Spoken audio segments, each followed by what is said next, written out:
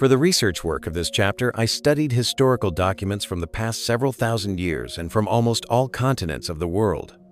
During my study, I noticed that reports of flying creatures didn't just mention glowing beings, but also described another astonishing creature reported across nearly every culture.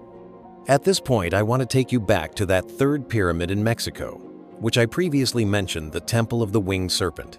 One incredibly unique thing about this pyramid is how its builders designed it. On just one special day of the year, the equinox, when day and night are perfectly equal, and the sun and earth align just right, sunlight creates a shadow on the pyramid that looks exactly like a giant serpent slithering down from the sky to the earth. But what's truly fascinating is that the idea of a massive flying serpent isn't limited to South America. In fact, nearly every culture across the globe speaks of a giant winged, legged, and sometimes even horned serpent. The Sumerians called it Mushusu, a flying serpent from another realm. In India's ancient Vedic texts, there's Vritra, a colossal winged serpent. Greek mythology introduces Hydra, a multi-headed, flying dragon. In Norse tales, it's Fafnir. Maybe these names don't sound familiar, so here's one you probably do know. Draconum, the Latin name for a massive winged serpent. And from draconum comes the word we all know today, dragons. In China, mentions of dragons date back to the Neolithic era, some of the earliest known times. They even painted them on pottery. Dragons are deeply woven into Chinese culture. They associate dragons with cities, legends, and even phrases like hair of the dragon. To this day, cultures in China, Japan, and Korea celebrate dragon festivals like the Lantern Festival and the Spring Festival, which intriguingly aligns with the March equinox. Just like the Mayans, they mark the day the dragon descends from the sky thanks to the sun's unique position. There's also a captivating story from Chinese mythology about a physician named Lo Shen Shen. One day, he found a dragon injured in the forest. At first, he was terrified, but moved by compassion, he treated the dragon. The dragon healed, and in gratitude, it took the physician with it to its own world. Now let's explore another familiar word, this one from the world's oldest religion, Zoroastrianism. Ancient Zoroastrian texts mention a flying serpent named Dahaka. This is the origin of the Persian and Urdu word Ajdaha, meaning a giant serpent. That's why ancient Iranian war flags often showed a dragon beside the sun, symbolizing an enormous serpent that, according to their beliefs, appears when the sun aligns a certain way. To the Iranians, it was a symbol of power in war. To be honest, almost every Proto-Indo mythology includes some version of a dragon, and that alone is mind-blowing. But what's even more shocking? Dragons aren't just mythological. They show up in actual historical records too. 247 years after the time of Jesus, peace be upon him, a brilliant Greek scholar named Lucius Flavius, a master of philosophy, math, and biology, became the first person in history to write an eyewitness account of a dragon. In his historical book Apollonius of Tyana, he describes how giant, flying serpents were seen descending from the skies in Ethiopia and hunting elephants. So, finding dragons in myth and even in history isn't the wildest part. The real shock? Dragons are also mentioned in religions. In Christianity, the Bible speaks of a giant, fiery, flying serpent named Leviathan in Job 41 to 134. Another serpent appears in Deuteronomy 8:15 and again in Numbers 21 to 4:9. But in the book of Numbers, there's an important twist: this dragon could breathe fire. At this point, it's hard to ignore something throughout this project. I've received the most help from Islamic sources. That's why you've probably noticed more references to Islam, because out of all religions, Islam gives the most logical and realistic insights. There was a Tabi'i, successor of the companions, who was born during the time of Uthman, may Allah be pleased with him, and he received his education directly from the Sahaba companions of the Prophet.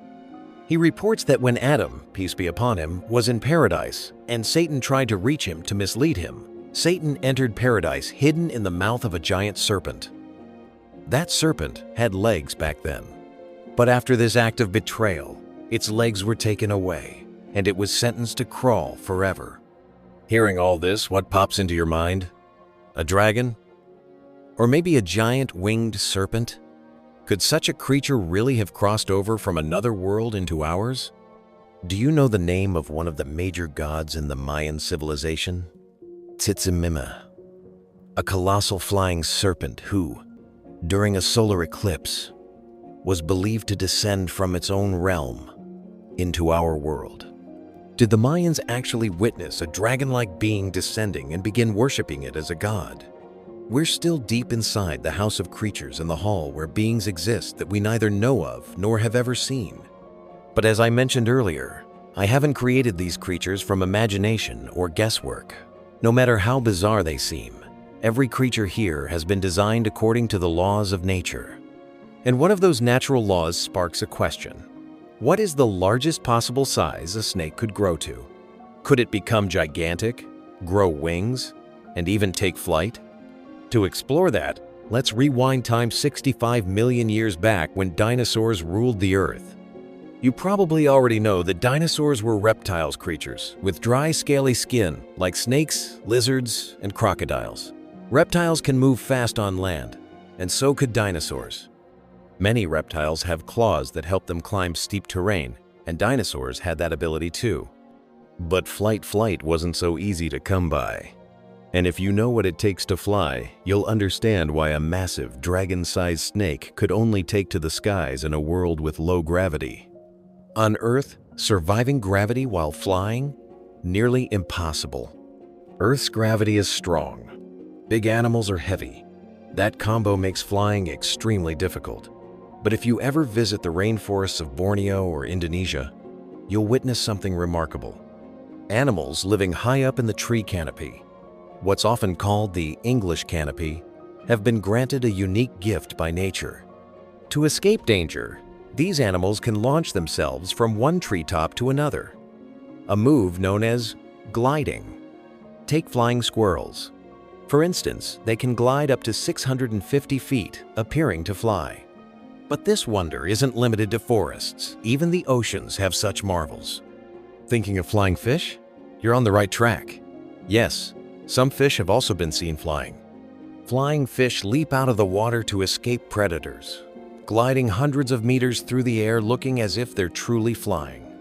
Yes, many large animals can glide. But I'm not here to talk about gliding. I want to talk about something far rarer: powered flight. The ability of a creature to generate enough aerodynamic force using its own body to lift itself off the ground and soar. You might think flying is common, but in truth, powered flight is one of nature's most awe-inspiring, demanding abilities. It requires a flawless design. That's why this ability has only ever appeared in 4 groups of living creatures: insects, birds, bats, and the 4th? I'll tell you in just a moment. But all of these creatures I've mentioned are relatively small. We haven't yet seen any large animals capable of powered flight. However, in 1784, fossils were discovered of a 4th group of creatures with powered flight: a 2 5-foot-long dinosaur, capable of flying, pterosaur. The secret to this giant dinosaur's flight lay in 2 things in its body. First, a membrane stretching from its ankles to its arm claws, acting like a wing and generating the aerodynamic force needed to lift it into the air. Second, its bones were paper-thin and hollow, filled with air, making its body incredibly lightweight, allowing it to soar through the skies with ease. Its bones were thin like paper and filled with air, which made its weight incredibly light. Because of this dinosaur could easily fly through the air. When the fossil of the pteranodon was discovered, scientists were astonished. Could such a large reptile or a member of the reptile family really fly? For a while they thought that perhaps this was the largest creature capable of flight, but they were completely wrong. Not long after, an even bigger dinosaur fossil was discovered: Quetzalcoatlus. When it spread its wings or extended its arms, it could reach up to 36 feet, a dinosaur so large that even the pteranodon looked like a child in comparison. But the interesting thing is, both of these dinosaurs had bodies designed in such a way that even if they were 60 feet in size, they could still fly. Dragons are not impossible creatures. According to the laws of nature, their existence is absolutely possible, and if in their world gravity was lower and oxygen levels higher, they could be much bigger in size. The kind of dragon we see today in all cultures. Who knows from what mysterious doorways these forms of dragons entered our world? They were seen by so many people around the world that their mentions appear everywhere. The Mayans even built an entire pyramid, the Temple of the Winged Serpent, to depict their descent from the skies. Who knows for how long they kept coming to our world, creatures even seen in Ethiopia hunting elephants. But if dragons existed under the laws of nature, if they came to our world, if they hunted elephants here, if they were once found injured in a forest in China, then where are their fossils? The answer lies in the pterosaurs. This very rare type of dinosaur kept flying through our world for 160 million years, hunting. But to this day, we have only found 30 of their fossils. In 160 million years, only 30 fossils survived. Because what turns into fossils are bones, and these reptiles had extremely hollow and delicate bones, which would break easily and dissolve into the earth. Even the 30 fossils we did find only survived because their bones were preserved under extremely perfect conditions. Conditions that didn't let them crumble to dust. Their bones remained buried under perfectly balanced temperatures, in perfectly swampy soil, under perfectly even pressure, and instead of breaking down, they fossilized. By the way, this thing about swamps is very important, and God willing, I will definitely discuss it in the House of Creatures. Dragons are a reality. Did they descend from their worlds into ours? Who knows? But evidence of their arrival is everywhere. What kind of doorways are these? What kind of worlds are hidden behind them? Now begins the most astonishing part of this chapter, the part that is directly related to these doors.